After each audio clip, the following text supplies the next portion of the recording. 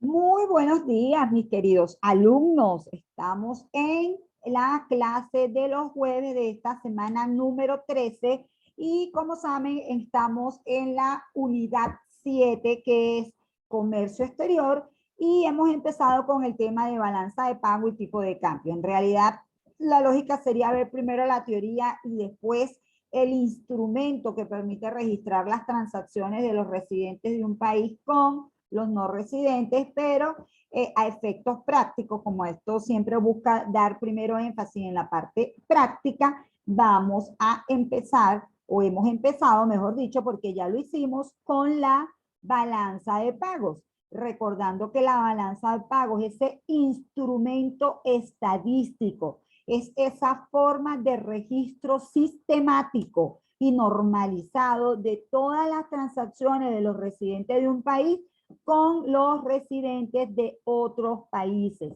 Existe este instrumento que se llama balanza de pago y que recoge las transacciones en un año, es decir, el flujo que ocurre en un año, y existe otro instrumento denominado posición de inversión internacional que recoge entonces al final del periodo cuánto es el saldo de los activos financieros, ¿verdad?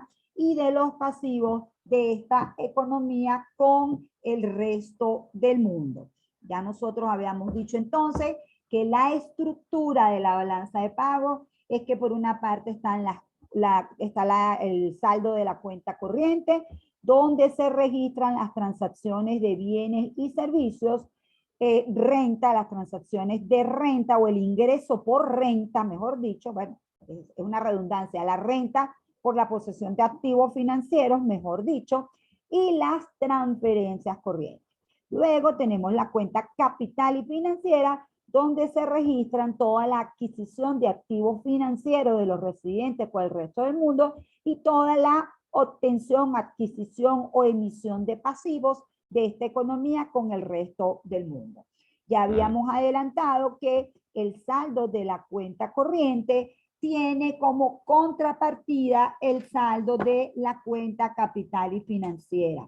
¿Por qué ocurre esto? Porque este instrumento está diseñado para que un movimiento de los bienes y servicios siempre vaya acompañado de un movimiento equivalente a los fondos para financiar la inversión. ¿Ok?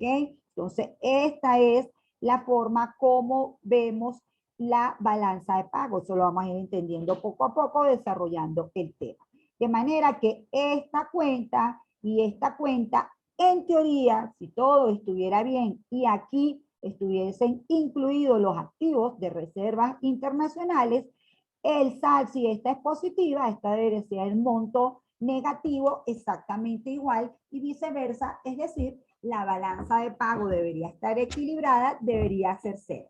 Eso no significa que es que se compensan unas transacciones con otro. Ojo, eso significa que contablemente se cuadran todos los saldos de la cuenta corriente con los saldos de la cuenta capital y financiera, de manera que el resultado sea cero.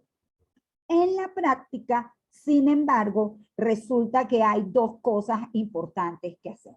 Uno, sacar la partida de reservas internacionales netas, porque al final, para poder garantizar las transacciones que ocurren entre residentes de una economía con el resto del mundo, el Banco Central tiene parte de la cantidad de dinero en activos financieros internacionales. Y obviamente todo movimiento que no sea compensado entre las cuentas de estos agentes económicos unos con otros implican al final un saldo neto o un movimiento neto de las reservas internacionales de ese país.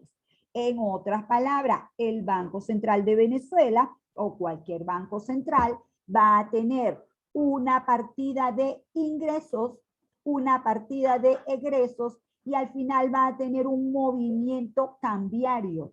Dentro de ese movimiento cambiario, obviamente se va a registrar lo que nosotros llamamos el movimiento de las reservas internacionales. Recuerden, estos son activos internacionales netos en posesión de la autoridad monetaria, en este caso el Banco Central. Así que el Banco Central tiene un saldo de reservas de inicio, tiene unos movimientos a lo largo del año donde hay entradas de divisas y salidas de divisas y tiene al final un saldo al final de año. Este movimiento que ha ocurrido aquí, pues obviamente tiene que ver con lo que haya ocurrido con la parte de arriba, con las operaciones entre los agentes económicos. Por eso es que se habla de que aquí es como si fuese una línea imaginaria. Este saldo de las reservas internacionales va a ser el que realmente se compensa con el movimiento de la cuenta corriente y de la cuenta capital y financiera. Además, habíamos aclarado que hay otro problemita, y es que no se logra por problemas de que se usan diferentes fuentes, por problemas de registro, por problemas de mercancías que entran al país en forma de contrabando, por alguna área negra dentro de la economía, por llamarla negra ilegal. Todo eso hace que la cuenta corriente y la cuenta capital y financiera no tengan ese cuadre contable que hemos dicho, sino que se requiera de una partida denominada errores y omisiones para que finalmente sí se pueda hacer esta compensación. Entonces, lo que les decía en la práctica era lo siguiente, que por aquí va a estar la cuenta de reservas, aquí vamos a tener una línea imaginaria donde este va a ser el movimiento de las reservas internacionales año tras año.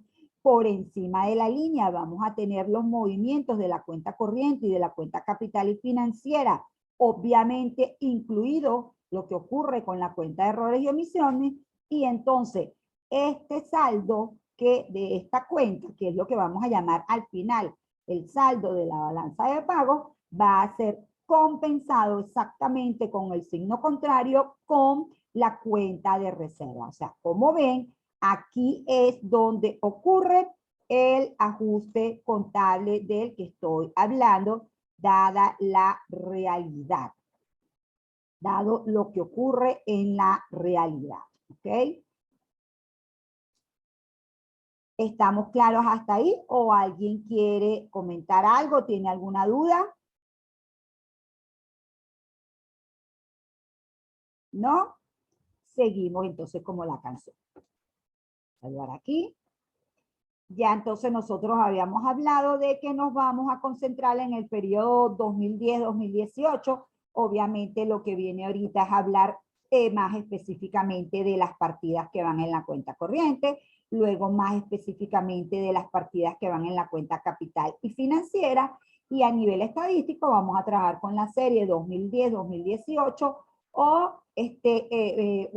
dos periodos extremos dependiendo de lo que necesitemos, y vamos a ir viendo la evolución. ¿Por qué tenemos el año 2018 nada más? Porque el Banco Central, ahora sí confirmado, solamente ha registrado o ha mostrado estadísticas de la balanza de pago hasta el primer trimestre del año 2019. Es decir, nos debe los 3 trimestres del año 2019 y los 4 trimestres del año 2020. ¿Ok? Entonces, bueno, vamos con calmita con el tema de cuenta por cuenta. Vamos primero con la cuenta corriente, que como saben, más nunca en su vida ustedes me van a confundir cuenta corriente de la balanza de pago con cuentas corrientes que se abren en los bancos comerciales. ¿Ok? La cuenta corriente de la balanza de pago registra las transacciones que tienen que ver con la compraventa de bienes y servicios con otros países, con los ingresos que se generan o pagan por activos financieros y pasivos, además de las transferencias corrientes. Eso significa que va a tener 4 grandes saldos. Un saldo que se llama balanza comercial y que va a ser la diferencia entre las exportaciones y las importaciones de bienes, ¿ok?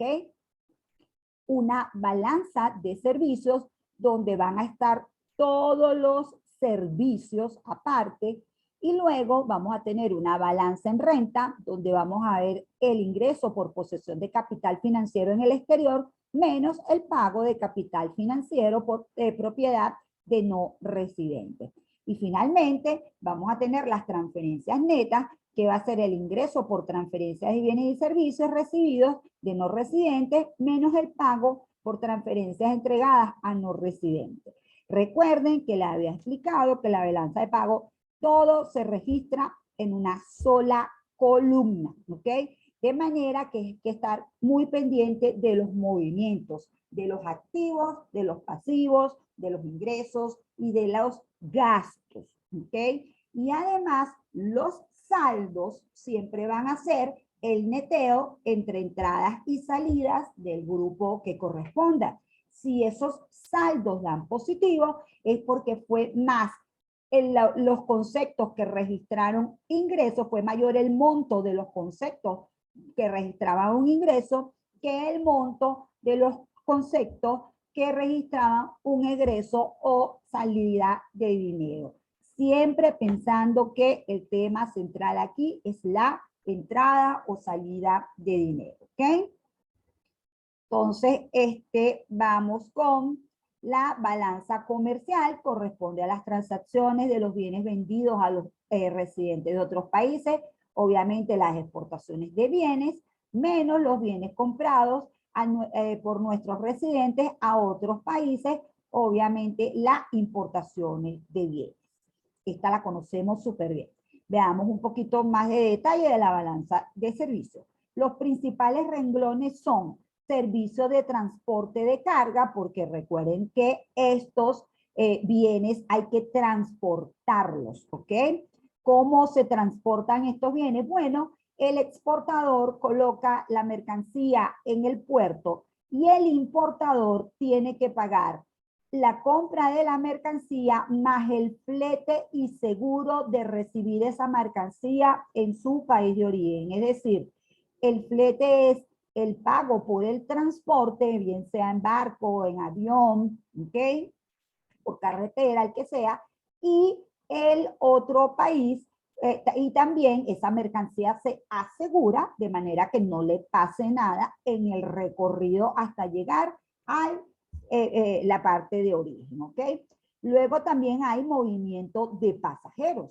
Hay personas que se desplazan, bien sea por turismo, bien sea por negocios, bien sea por que son becados o tienen problemas de salud. De manera que también hay movimiento de pasajeros, tanto la carga como los pasajeros se mueven por medios terrestres, aéreos o marítimos, ¿ok? Luego tenemos otros servicios asociados al turismo que entonces van en la cuenta de viajes.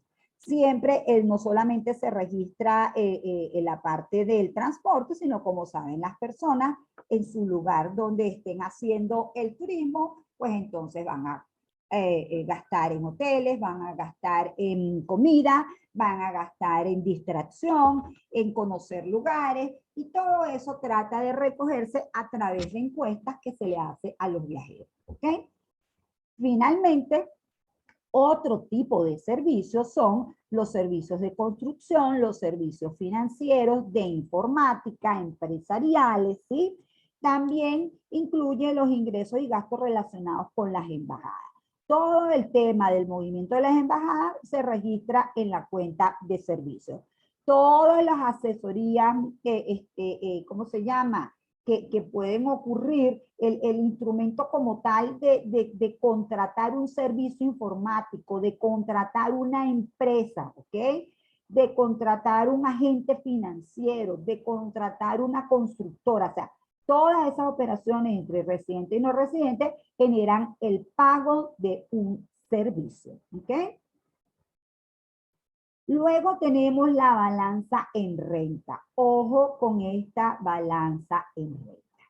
Incluye la remuneración de los factores productivos, trabajo y capital, y el capital financiero, es decir, las remuneraciones a los asalariados, los dividendos, los intereses que los residentes reciben por la tenencia de un activo financiero en el exterior, y a eso le debemos restar el pago de renta por pasivos que nuestros residentes tengan con no residentes. el más común de todos es el pago de intereses de la deuda. Quiere decir entonces, jóvenes, que el activo o el pasivo se registran en la cuenta capital y financiera, pero la remuneración que eso genere en el año o en el trimestre se registra en la balanza en rentas, ¿ok? Y finalmente, esta sí también ustedes ya la hemos conversado bastante chévere, están las transferencias corrientes, que son los ingresos y egresos de bienes y servicios por los cuales no hay compensación monetaria. Los más comunes son las remesas familiares, las donaciones de medicina y la asistencia médica cuando ocurren catástrofes naturales. Obviamente aquí estamos viendo esto de una manera más formal. Para recordárselo a ustedes, les voy a recordar que nosotros habíamos dicho que las cuentas corrientes eran igual a las exportaciones menos las importaciones. Esas exportaciones y exportaciones son de bienes y servicios, ¿ok? Habíamos dicho que se le suma el ingreso de factores productivos, que se le resta el pago de factores productivos, que se le suman las transferencias corrientes recibidas y se le restan las transferencias corrientes pagadas. Eso es exactamente lo que está aquí, solo que con nombres más adecuados a lo que es el registro de la balanza de pago. ¿Ok?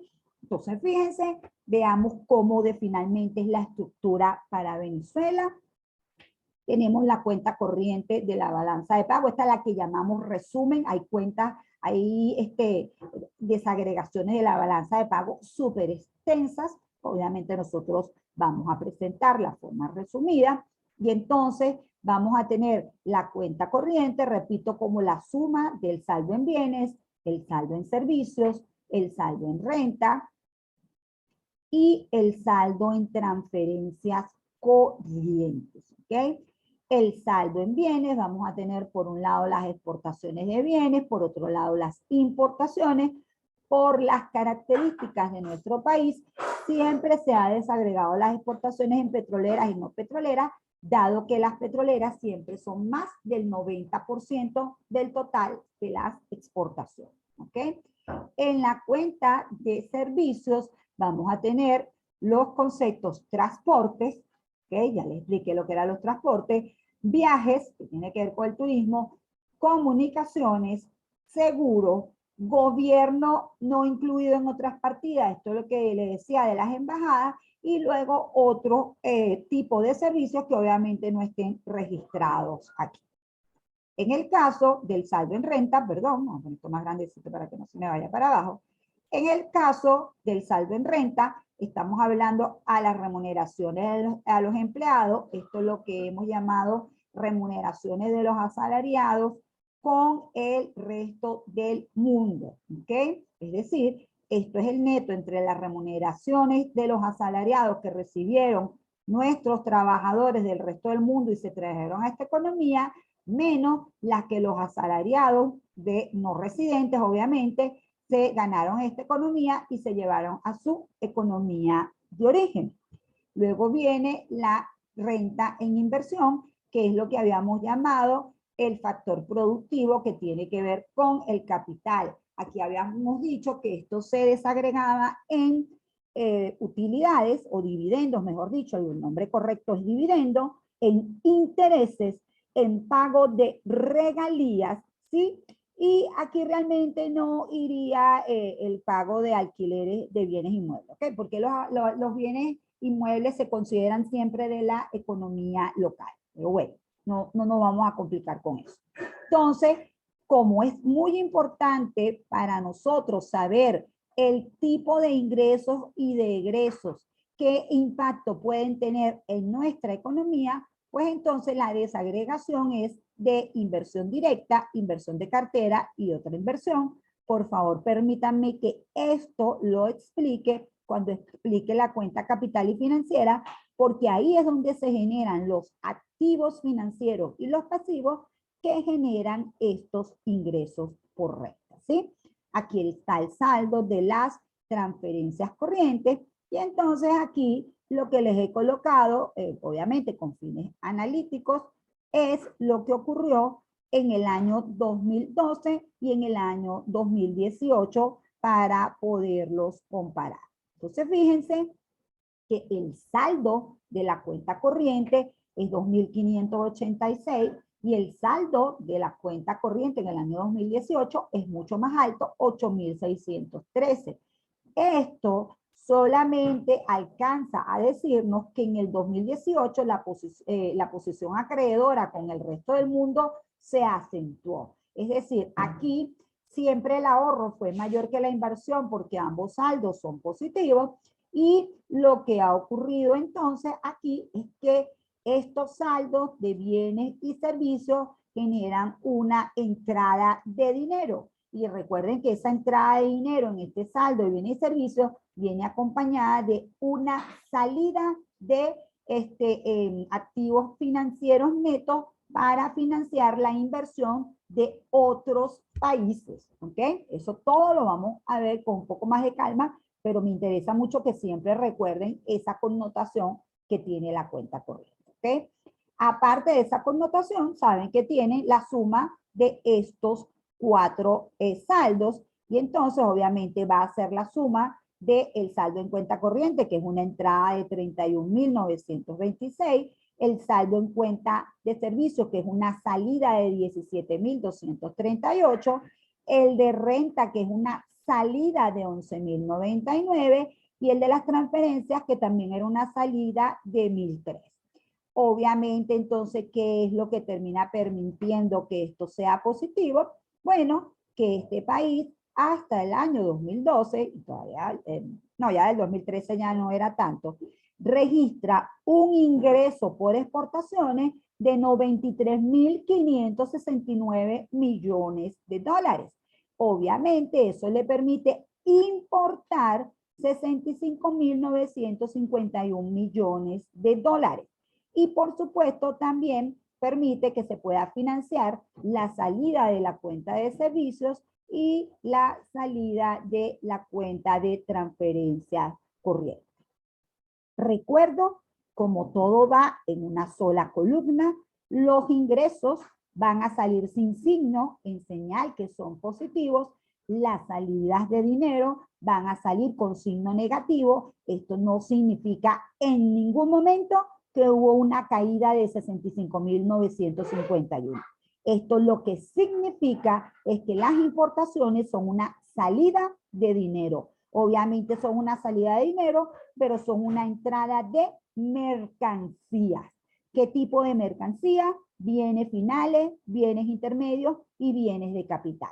Por eso es que las importaciones, ¿verdad? Son la oferta agregada de origen externo y que obviamente va a permitir que haya crecimiento del PIB porque muchas de las importaciones, hacer casi 70% de insumos y de maquinaria y equipo, van fomentando que esa economía vaya creciendo año tras año. ¿Ok?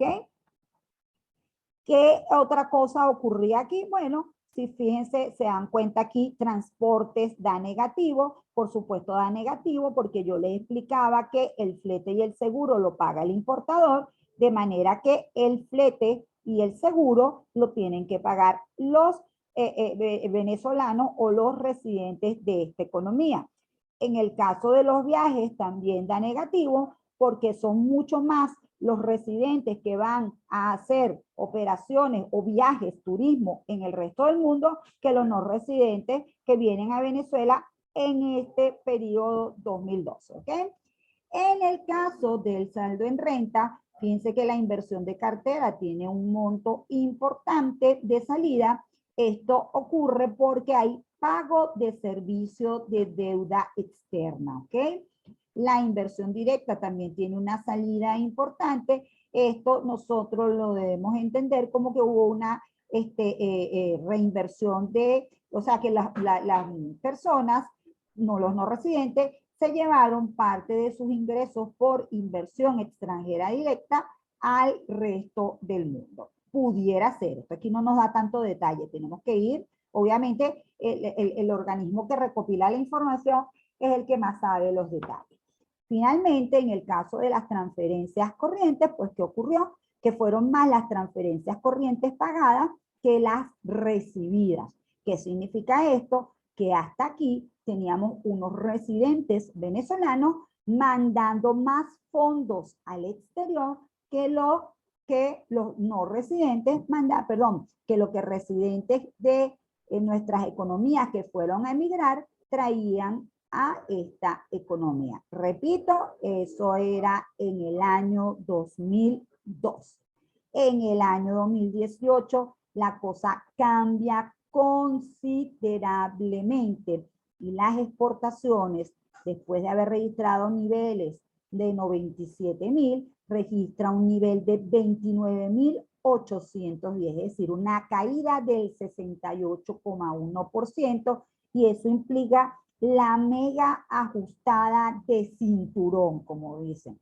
Ya no podemos importar estos niveles, ya no somos esa Venezuela saudita, ¿verdad?, que puede comprar todo lo que quiere en el exterior, sino que ahora tenemos solamente importaciones por 2.782, pero peor aún, el mayor monto son importaciones petroleras, entre ellas gasolina que tiene que importar, o naftas que tiene que importar la industria petrolera para poder refinar, porque su sistema refinador está en el piso. Así como esta caída drástica de las exportaciones ocurre porque el volumen de producción cae dramáticamente, y entonces ahora los privados, después que podían importar, 52.643, ahora solo pueden importar una décima, 5.836. Estamos hablando de una caída del 88,9%. Es obvio de entender que esta caída fue en bienes intermedios, en bienes de capital, así que se iba a reflejar en una estrepitosa caída del PIB, como saben que es la que hemos tenido, ¿sí? Otra cosa que siguió pasando es que este país siguió pagando enormes cantidades de deuda externa, ¿ok? Y también otro tipo de deuda, aquí todavía no habíamos entrado en un franco default, o sea, no se pagó todo, fíjense que el monto es menor, el monto total, ya habíamos aquí empezado a entrar en default, pero todavía se pagaron algunos montos. En el caso de las transferencias corrientes, pues ocurre lo que uno llama un cambio radical. Resulta que ahora esta cuenta es positiva. ¿Qué significa que esta cuenta sea positiva? Que ahora nosotros somos los que recibimos remesas del resto del mundo en una mayor cuantía de lo que pueda salir hacia el resto del mundo. Es decir, después de ser una economía bastante sólida, nos convertimos en una economía que es un monto de remesas, terminó siendo un monto importante para contribuir a este saldo de la cuenta corriente, ¿sí? Fíjense que la cuenta del saldo fue 20.895, no tan distinta a esta, pero porque hay una caída mucho mayor de las importaciones que de las exportaciones, que obviamente reduce dramáticamente los servicios, porque acuérdense que incluye básicamente flete y seguro, vean transporte como se va a pique. Luego en el SAN Renta también empezamos a dejar de pagar, ¿sí? De manera que esto que está aquí nos ayuda a compensar un poco y bueno, terminamos con este saldo positivo que está aquí. Eso se los coloco aquí como una reseña. Déjenme leerla porque ya entramos en el proceso de los 10 minutos. Entonces, déjenme leerla de una vez para ir cerrando cuenta con cuenta.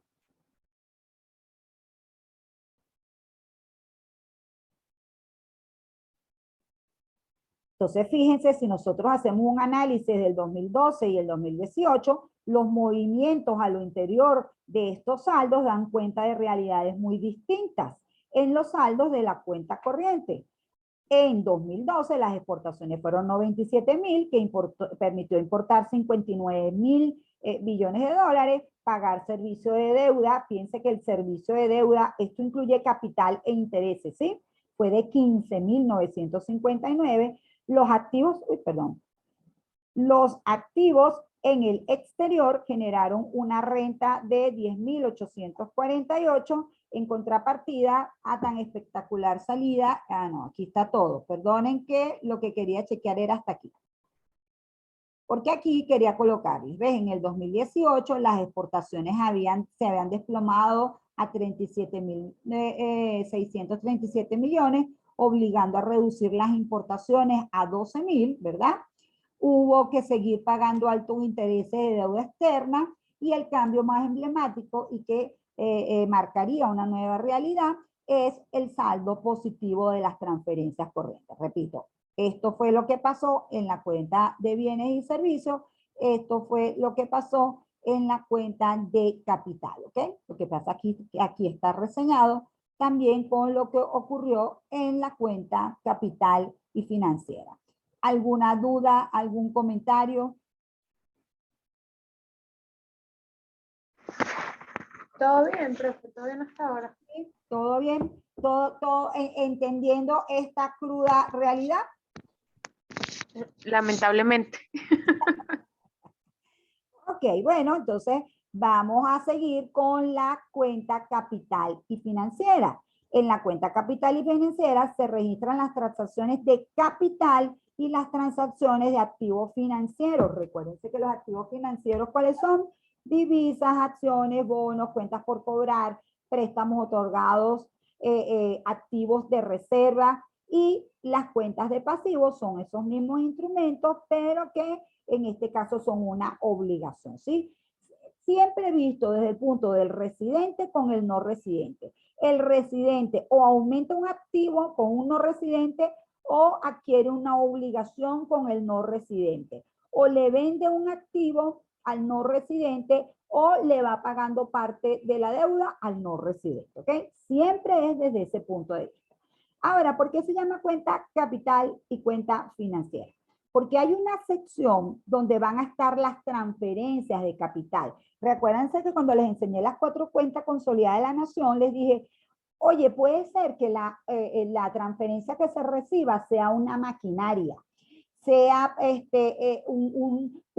una condonación de deuda, es decir, sea algo que en vez de corresponder a un ingreso corriente, corresponde a un ingreso de capital. Y entonces eso se registra como una transferencia de capital. Y también aquí se registran los activos intangibles. ¿Cuáles son los activos intangibles? Bueno, son este tipo de franquicias, ¿ok? Este tipo de cosas que le van a generar, o de regalías que le van a generar a uno un ingreso o un gasto por un activo intangible, ¿ok? Obviamente tenemos que estar hablando siempre de una transacción que ocurra entre un residente y un no residente.